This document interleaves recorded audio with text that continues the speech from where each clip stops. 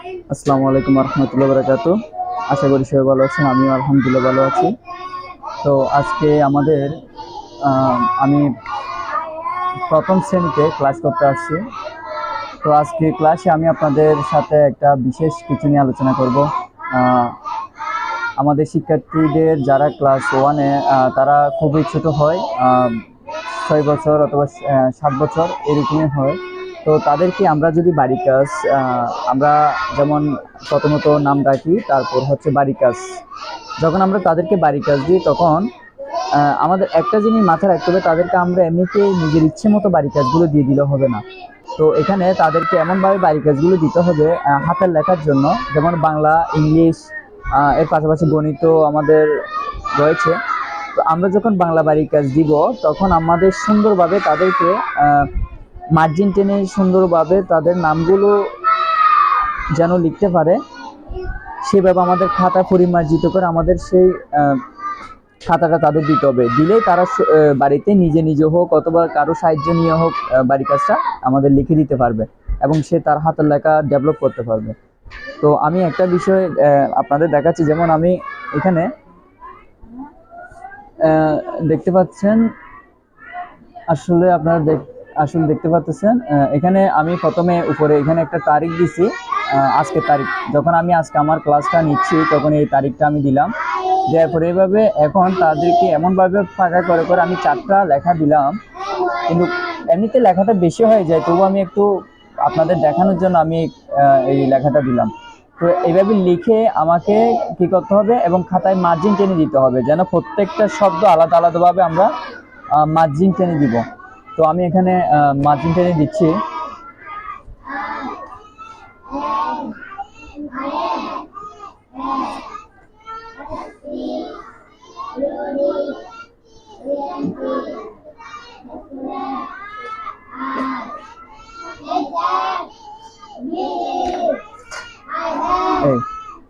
এইভাবে যদি আমরা মার্জিন টেনে দিই, কারণ এখন বর্তমানে বাজারে অনেক রকমের খাতা বের হয়েছে বাংলা খাতা মার্জিন টানা, কিন্তু আসলে আমাদের প্রত্যন্ত অঞ্চলে যারা গ্রাম অঞ্চলে ছেলেমেয়েরা লেখাপড়া করে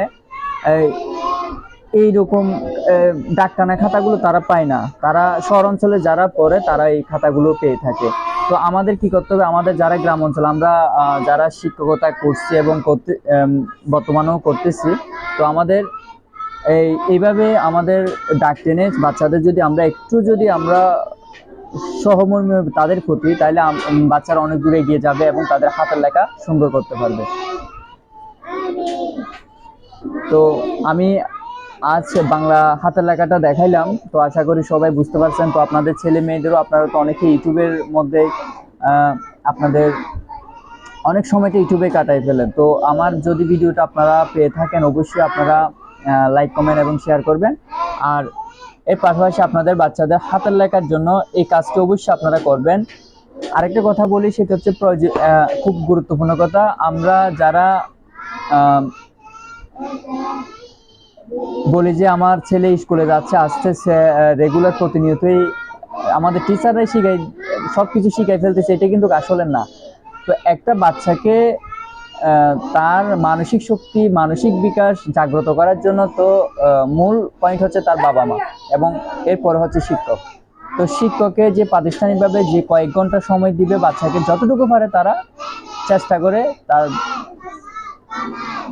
ছেলে মেয়েদেরকে মানসিক দিক দিয়ে উন্নতি করানোর জন্য, এবং এর পাশাপাশি মা বাবারও চেষ্টা করতে হবে। তো আপনারা আমার মূল কথা হচ্ছে, আপনারা আপনাদের ছেলে মেয়েদের যারা একদম ক্লাস নার্সারি 1, ক্লাস 2, ক্লাস 3 এর পাশাপাশি পরিশ্রেণীতে যারা আছে তাদেরকে আপনারা একটু হলেও আপনারা সময় দেন, বেশি না। আপনারা যদি তাদের সাথে 1 ঘন্টা যদি কাটান এবং সময় দেন, তাহলে আপনার বাচ্চা অবশ্যই মানসিক দিক দিয়ে, এর পাশাপাশি তারা তাদের যে মনের ভিতরে একটা সাহসিকতা এবং তাদের লেখার প্রতি যত্ন নিবে, এর পাশাপাশি তাদের লেখাপড়ার যে স্কিলটা আছে তারা সেটা আপনাদের কাছ থেকে শিখতে পারবে। মূল কথা হচ্ছে আপনারা অনেকে এখন বলতে পারে না, আমি তো লেখাপড়া জানি না, আমি তো করতে পারি না, আমি এগুলো করতে পারি না, আমি কিভাবে দিব। সেটা কোনো ফ্যাক্ট না। আপনি না পারলেও আপনার ছেলেমেয়েরা তো জানে না যে আপনি পারেন কিনা, তো পারেন না, এটা কোনো বিষয় না। আপনার ছেলে মেয়েদের সামনে যদি আপনি বসে থাকেন 1 ঘন্টা তাদের সাথে যদি আপনি সময়টা দেন, তাহলে অবশ্যই আপনার ছেলে মেয়ে, আপনি যাই হন না কেন, অবশ্যই আপনার ছেলে মেয়ে এগিয়ে যাবে। তো আশা করি আমার কথা আপনারা বুঝতে পারছেন। এই এই এইরকম আরো যদি আপনারা ভালো ভালো ভিডিও পেতে চান, অবশ্যই আমার পাশে থাকবেন, আমাকে লাইক দিয়ে এবং কমেন্ট করে শেয়ার করে এবং আমার চ্যানেলটি সাবস্ক্রাইব করে দিবেন, এই আশা রাখতেছি। তো সবাই ভালো থাকবেন। আসসালামু আলাইকুম রহমতুল্লাহ বরকাতুহু।